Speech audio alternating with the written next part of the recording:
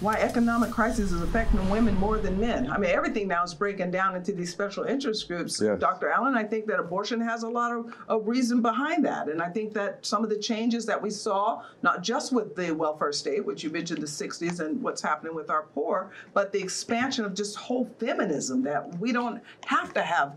That's precisely where I wanted to go with this. I think there are underlying dynamics that are explaining the things we see happening on the edges of our cultural and civic life. And one of the most powerful is the complete disappearance of manliness as something praiseworthy.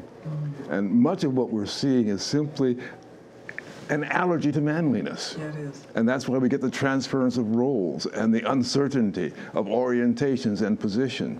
But it's numbing now. I mean, this particular column in a major publication not only points to, oh, these poor women now, and it points to the mom who's raising her daughter to be a healthy, and I told her she didn't have to worry about where I'm going to get the food to eat because I want her to get through college. She's sitting here wearing a shirt that says it doesn't matter if boys are kissing boys and girls are kissing girls. It's none of your business. That's right.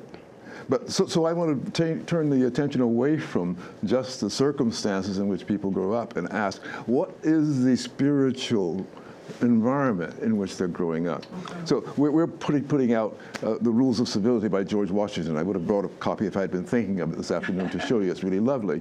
But I introduce it by pointing out that he grew up a fatherless child, a single mom for a parent. But there were differing ideas that were present and that could develop in the rest of the culture. And in his own immediate experience. Okay. So when you are surrounded by the kind of spiritual influences that completely destroy self-respect or any sense of stability, you shouldn't be surprised when things become fragmented. Well, they are That's what's going to happen. Well, and I think that is what's happening, and I think that that's where we are as a society, and it's impacting us economically too, Henry, because they go on and telling us her story about how now she's this in-home caretaker, but her job is changing because she was a nanny and the family moved because New York was not a place to live anymore, I suppose, so the work moved away, and so she's got challenges, but they had to point out that poor her, because she has to buy her own pandemic equipment and all these other things.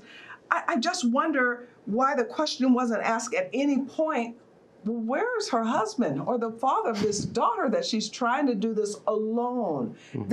Why are we so silent now about the role of men, as Dr. Allen has pointed out? I wish I knew why we were silent about the role of men, but increasingly I think an unfortunate byproduct of empowering women has been disempowering men in relation to their responsibilities. And I think that if you go back to the 1940s or 1950s, you wouldn't be employed doing what you're doing because there was a lot of belief that you shouldn't be because of your gender. Well, now if I had a husband that was doing it instead, I don't know that would have been such a bad idea. One of the things that I've always had a problem with the feminist movement is they were moving before black women had a chance to even go at home to know, do we like it or not? we never got the chance to be stay-at-home moms. Well, that's something I've pointed out to people over all the years, that black women have been wage earners and needing to be in the world for a long time, but we're married, and that's something that we have to talk about, is the collapse of marriage and family. We'll return to this topic right after this important message.